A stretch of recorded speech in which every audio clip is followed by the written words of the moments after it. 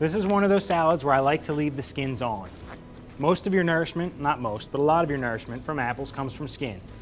It's like that with most of your vegetables. If you take it all off, well, you might as well buy applesauce. And this gives a slightly different texture. We're going to use our corer again.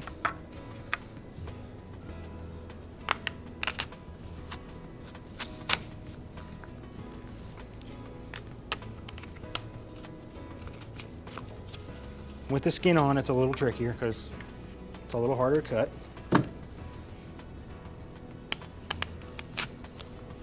But it's still just as easy as using a knife. Now, the reason I like using the core for this particular application is that you can cut this in thirds and it's a relatively bite-sized piece. When you're doing it by hand, you have to cut it a little more in detail. With these, whether it's the green ones or the red ones, thirds are still relatively bite-sized. Okay? If it's for children, you may want to go slightly smaller.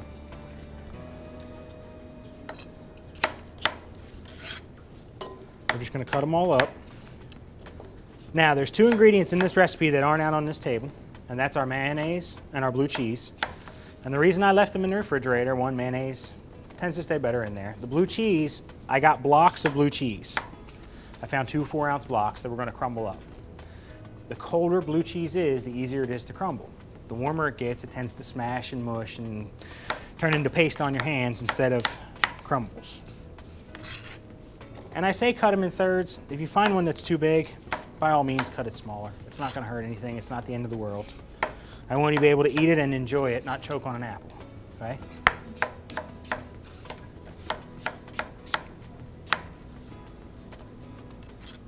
All right. We're going to keep going with this.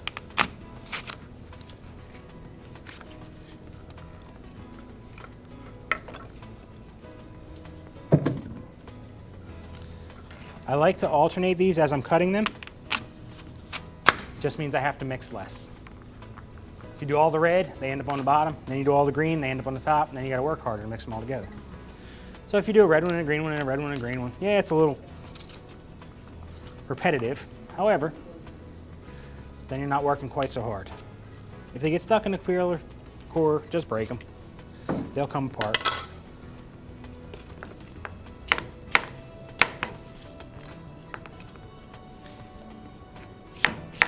As you're cutting your apples, it may be easier to make sure they're laying flat. If you cut them on the skin, they tend to rock a little bit. Flip them down to a pulp side, and it makes it slightly more stable.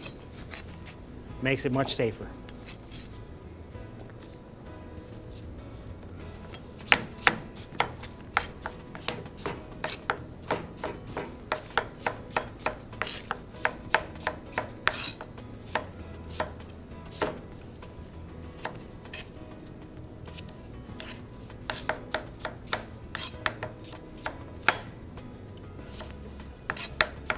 That, and when you cut through the skin side of them, they tend to not cut quite as easily, especially if you have those old dull knives we always talk about. Because everybody here has really sharp knives, right? How many people here use butter knives for most things? Because that's what's easy. Screwdriver. I reckon some of the screwdrivers in my tool shop would cut better than the knives my mom has in her house. She got a good set of knives, and by good set, I mean Rachel Ray's. For her, that's a good set. And she had them one day, and she tried to take one out of the package and managed to cut herself. Anyone want to guess where those knives are? They're on the top of the counter. Up on the cabinet. They just sit there. Every once in a while, I'll go over and I'll have to use one because it's the closest thing I can find to a knife. But yeah, it was quite comical. The day she got them, or the day after she got them, she tried to take one out and managed to cut herself with it. So I know how it is to have dull knives. And I try and do things as easy as I can because I know that those situations, you don't want to have to work hard. You want to be able to work smart. Now these apples, even with the skins on them, you could very well soak them in your Sprite. I am not right now because we're working relatively quickly. We're going to try and move through this before they turn colors. And I have my mayonnaise already weighed out, so we'll be able to get it in there. Okay.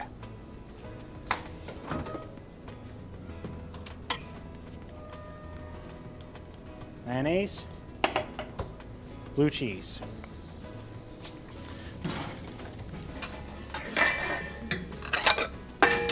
I'm going to grab a separate bowl, just because I think it will make this easier.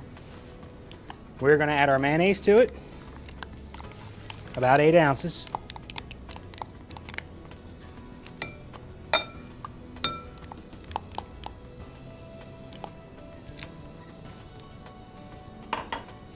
We are going to add 4 ounces of pecans. If you look at this recipe, they're on here twice. Okay, 6 ounces total. I found a 6-ounce bag. I pulled 2 off. We're going to add the rest to this. Nah, we'll throw a little more in here. But the 4 ounces is going to get mixed into it, and then we're going to garnish the rest with the other. And we have about 1 ounce of brown sugar. This is a slightly sweet, but it's not an overly sweet dish. It's just something to kind of complement the blue cheese a little bit. And then we need 4 ounces of maple syrup. We're going to use half this bottle because it's an 8-ounce bottle. Everybody knows how much I love to measure. That's why I don't bake for a living. That's close. We're going to mix this together the best we can.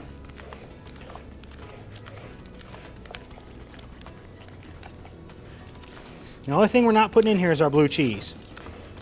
My reason for that is if we add it to it and we mix it all together, it's just going to crumble to mush. So we want to mix everything together first, and then we want to crumble that blue cheese right on top of our salad and then real quick mix it with our hands and then be done with it. We don't want to have a whole lot of time where we're handling it.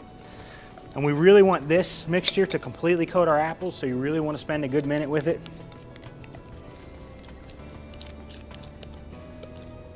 And try and make sure it gets coated as best as it can.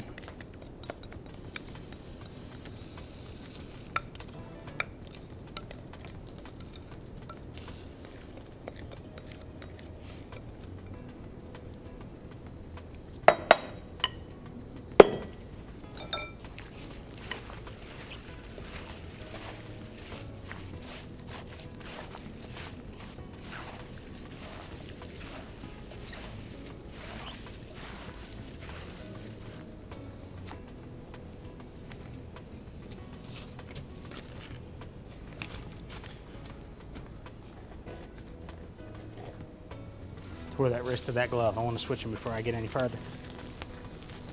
I change my gloves constantly.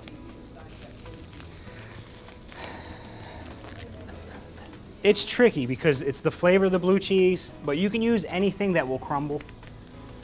Parmesans are a little bit strong, but you can use a gorgonzola. You could possibly use the little tiny mozzarella pearls. You could use fetas or goat cheeses. You want something that has a flavor that's going to stand out, but at the same time, you don't want to use your cheddars or your softer cheeses. You want something that's really going to crumble down. And like I said, the most commons would be the blue cheeses, gorgonzolas, the Stiltons, the fetas, or a goat cheese, something along those lines. And like I said with this, you want to make sure it's really coated, because that mayonnaise and that syrup should help us keep our apples from turning. The last 2 things we're going to do with this real quick is our blue cheese. Now, we do downstairs, and I'm sure in most grocery stores, have a crumbled blue cheese, okay? I like the blocks. I just think they're easier to work with. They have a little bit more of a blue cheese flavor. They're a little stronger.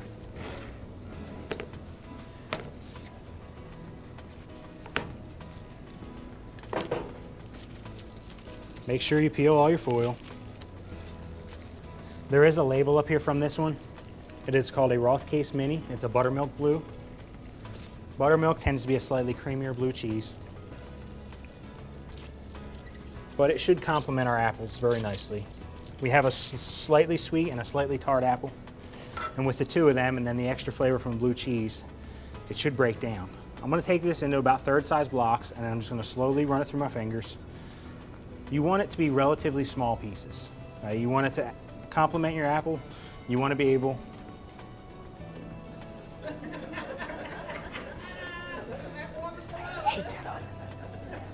You want to be able to taste these together. You want a bite of apple and blue cheese on the same forkful. You don't necessarily want a bite of apple and then a bite of blue cheese. If you do them like that, it's going to be a little strong or a little bit overpowering. If you keep them small enough crumbles to where you can taste them both together, it complements each other very well. You don't have to make them very, very, very small, but you do want to try and get them small again. As we mix this again by hand, it is going to break them up slightly, which is why we don't want to do a whole lot of mixing once it's done, but we do going to have to do some.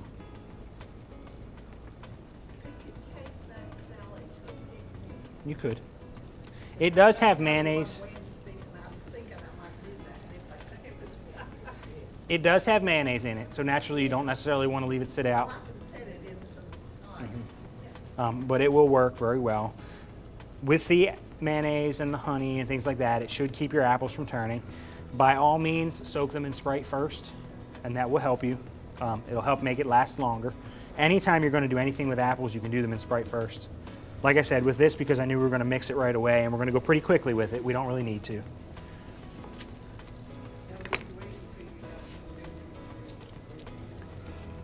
That is something that is very possible.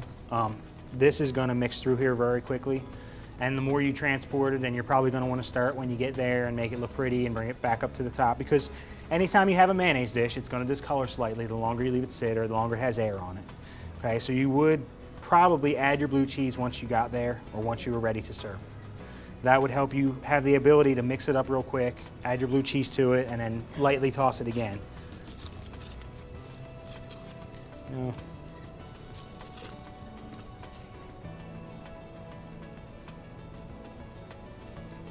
And I know I have room in this bowl, so we're going to do our last two apples too. That's what I was worried about. I left them over there because I wasn't quite sure.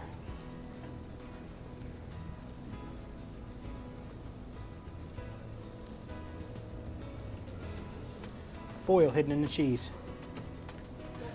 That was a piece of foil. Unfortunately, when they do wrap foil or wrap cheeses in foil and things like that, it's a hand-done process, and there's a chance that a little tiny piece could get in there. So as you break it up, just make sure you're paying attention and you're watching it. We're going to do these last two apples because we can.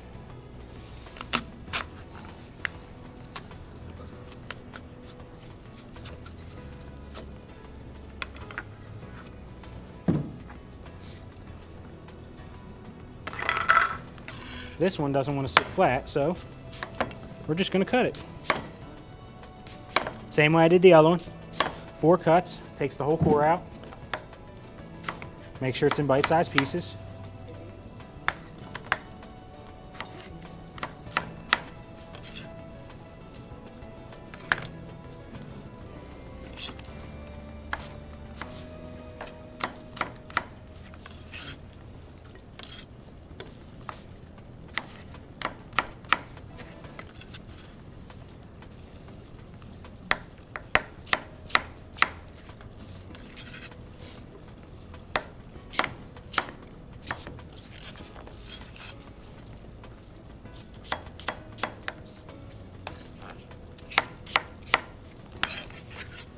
Okay. Now again, our blue cheese is in here, so we want to mix this, but you want to be very, very gently with it, and you kind of want to just roll it around and let it fall back down. You want to get it spread throughout, but not mashed.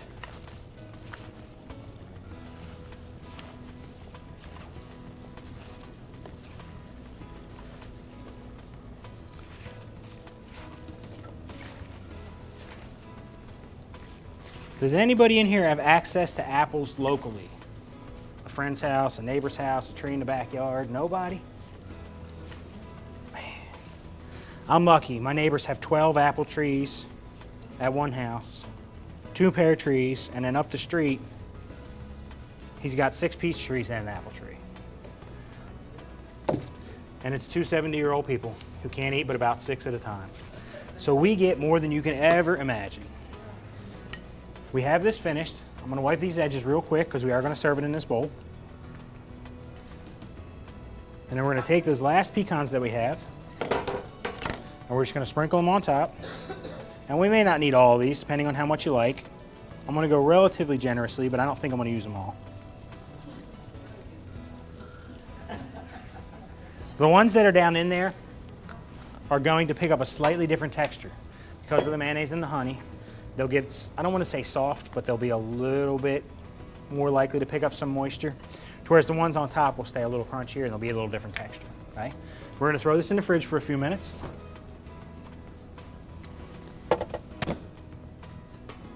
Nope, spoon's over here. Now these have been tossed in this for about 20 minutes now. And they've all steamed to stay relatively white. There's very little brown to it, it hasn't oxidized much. As long as you keep the air off them with anything, it will help keep that from occurring.